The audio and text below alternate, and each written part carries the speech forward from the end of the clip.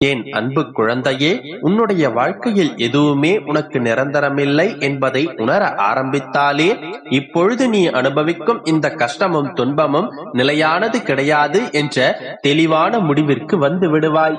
ஆம் செல்லமே, இப்பொழுது நீ அனுபவிக்கும் அத்தனை கவலைகளையும் உன்னை விட்டுவிடச் செய்து உன்னுடைய மனதில் நீ நினைத்த வேண்டுதல்களையெல்லாம் உனக்கு நிறைவேற்றி கொடுப்பதற்காகத்தான் உன்னை தேடி நான் வந்துள்ளேன். நீ என்னிடம் கேட்ட அனைத்தையும் நடத்தி கொடுக்கப் போகின்றேன் என்றெல்லாமே. நல்லது நடக்கப் போகின்றது, புதிதாக ஒன்று கிடைக்கப் போகின்றது என்று ஏற்கனவே பழகிய ஒன்றை வெறுத்து விடாதே. வரப்போவது உனக்கு எப்படி இருக்கும் என்பதை மிகவும் எதிர்பார்ப்போடு காத்திருக்கின்றாய் என்பது எனக்கு தெரியும்.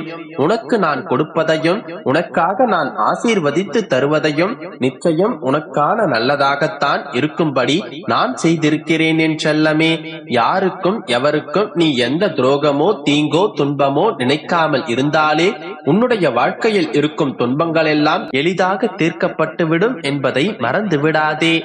யாருக்கும் ஒருபோதும் கெட்டதை நினைக்காதே என்றெல்லாமே. உன்னுடைய வாழ்க்கையில் உனக்கு வயது அதிகரிக்க அதிகரிக்க அனுபவம் கூட கூட உன்னுடைய வாழ்க்கை பயணமானது ஆடம்பரத்தை துறந்து அமைதியை நாடி சென்றுவிடும். அதற்கு பிறகுதான் உன்னுடைய வேண்டுதல்கள் எல்லாம் உனக்கு எளிதில் நிறைவேறும். ஏனென்றால் அப்பொழுது உன்னுடைய மனதில் பேராசை இருக்காது. எது வேண்டுமோ எது அவசியமோ அதை மட்டும் தானே என்னிடம் கேட்பாய். இப்பொழுதும் கூட நீ என்னிடம் வைத்திருக்கும் வேண்டுதலானது உன்னுடைய ஆசைக்கும் மகிழ்ச்சிக்கும் அப்பாற்பட்டது என்பதை நான் சொல்ல மாட்டேன். ஒரு மனிதனின் அடிப்படை ஆசையாகவும் கனவாகவும் இருப்பதைத்தானே என்னிடம் கேட்டுள்ளாய். உனக்கான நல்வாழ்க்கையை நிச்சயம் உனக்காக நான் அமைத்து தருவேன். மற்றவர்கள் முன்னே நீ நிச்சயமாக கம்பீரமாக வாழத்தான் போகின்றாய். ஆனால் ஊரார் கண் முன்னால் நீ பெருமைக்கு வாழ்ந்து காட்டாதே என்றெல்லாமே. பெருமைக்கு வாழ்பவர்கள் எல்லாம் அவமானமும் ஏமாற்றமும் தான் அடைவார்கள். என் குழந்தையான நீ பெருமையாக வாழ வேண்டுமே தவிர, அதாவது எல்லாவற்றையும் பெற்று சீரோடும் சிறப்போடும் வாழ வேண்டுமே தவிர யாரிடமும் பெருமைக்கு தம்பட்டம் அடிக்க கூடாது. எல்லாமே உனக்கு நல்லதாக நடக்க வேண்டும், எல்லாவற்றையும் நீ புரிந்து பக்குவப்பட வேண்டும் என்பதற்காகத்தான் உன்னுடைய பெருமாள் இதையெல்லாம் உன்னிடம் சொல்லிக் கொண்டிருக்கின்றேன். இப்படித்தான் நாம் வாழ வேண்டும் என நீ மனதில் நினைக்கும் வாழ்க்கைக்கும் எல்லையை வகுத்து கொண்டால் எந்த தொல்லையும் இல்லாமல் நீ நிம்மதியாக வாழலாம் என்றெல்லாமே. இன்றைய உன்னுடைய நாளையும் இப்பொழுது இருக்கும் உன்னுடைய வாழ்க்கையையும் வைத்து எதையும் தீர்மானித்து விடாதே.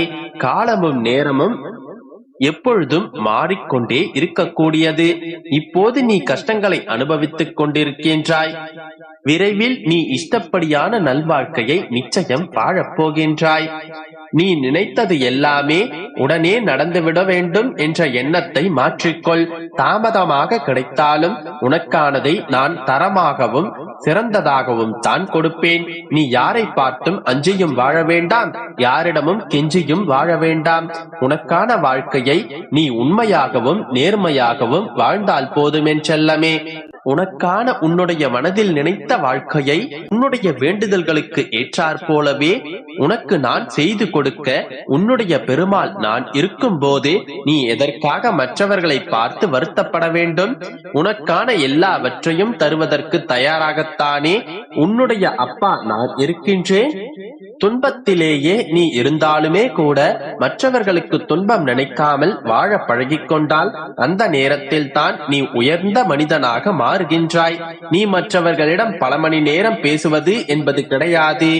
அதன் பிறகு அவர்கள் உன்னை விட்டு விலகிய பிறகு அவரை பற்றி மற்றவர்களிடத்தில் தவறாக பேசாமல் இருப்பதுதான் நட்பானதாகவும் உயர்வான மனிதனாகவும் இருக்கின்றது.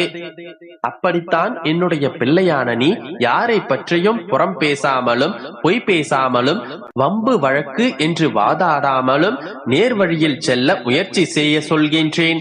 உனக்கான நிம்மதியை நீ தொலைத்து விடாமல் இருக்க வேண்டும் என்பதற்காகத்தான் இதை நான் உன்னிடம் சொல்கின்றேன் என்றெல்லாமே.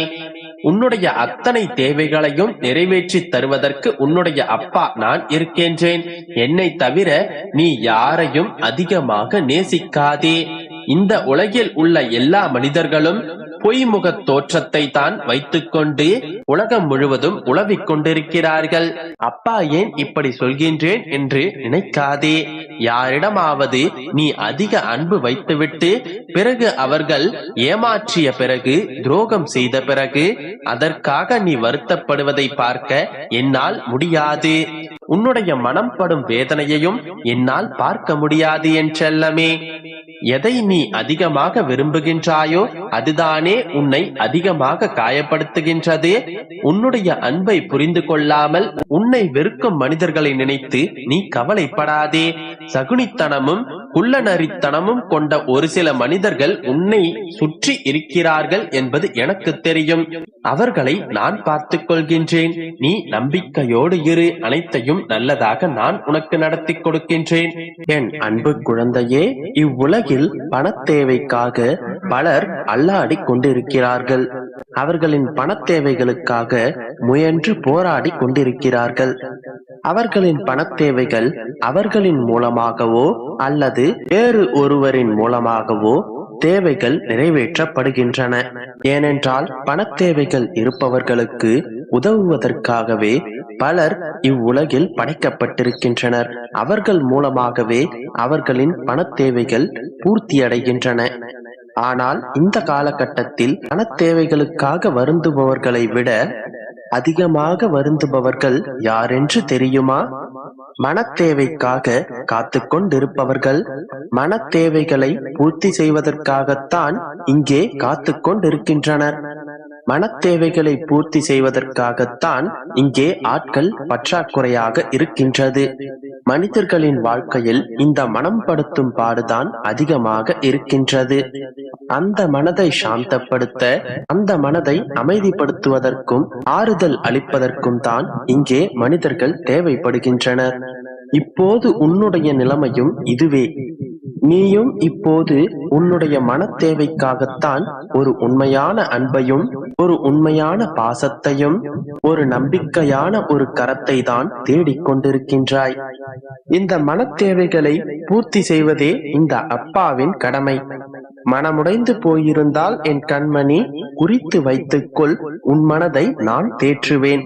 உன் கண்முன்னே நான் தோன்றுவேன். சற்று யோசித்துப் பார். உன் வாழ்வில் நான் ஒருவன் இல்லை என்றால் உன்னுடைய வாழ்வு ஸ்தம்பித்து போய்விடும். நான் எப்போதும் உன்னுடனே இருக்கின்றேன். கவலைப்படாதே. உன்னுடைய பாரங்கள் அனைத்தையும் நான் சுமக்கவில்லை என்றால் உன்னுடைய நிலை என்னவென்று யோசித்துப் பார். நீ படும் வேதனையிலிருந்து உன்னை விடுவிப்பதற்காகவே நான் இருக்கின்றேன். என்னை யார் நம்புகிறார்களோ, என்னுடைய பாதங்களில் யார் சரணாகதி அடைகின்றார்களோ, யார் என்னை தகப்பனாக ஏற்றுக்கொள்கின்றனரோ அவர்களுக்கு நான் என்றுமே துணை நிற்பேன்.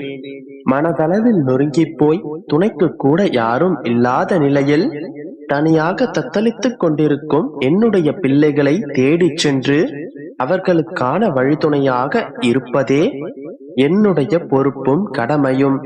ஒரு கணம் யோசித்துப் பார். உன்னுடைய அப்பா மட்டும் தினமும் உன்னிடம் வந்து பேசவில்லை என்றால், உன்னுடைய மனதின் பாரங்களை நான் சுமக்கவில்லை என்றால் எத்தனை தனிமையாக நீ உணர்ந்திருப்பாய்.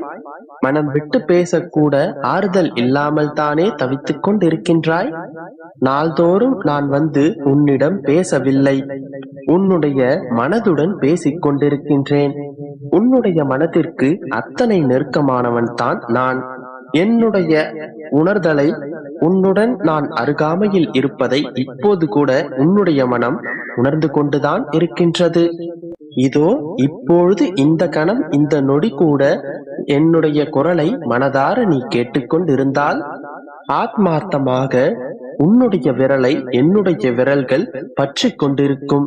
இப்போது கோர்த்து கொண்டிருக்கும் என் கைகளை எப்போதும் நான் விட்டுவிட மாட்டேன். என் குழந்தையே, உன்னோடும் உன்னுடைய மனதோடும் நான் சொல்லவிருக்கும் வார்த்தைகள் இது மட்டும்தான். யாருடனும் அனாவசியமாக வாக்குவாதம் செய்யாமல் இரு. கோபத்தை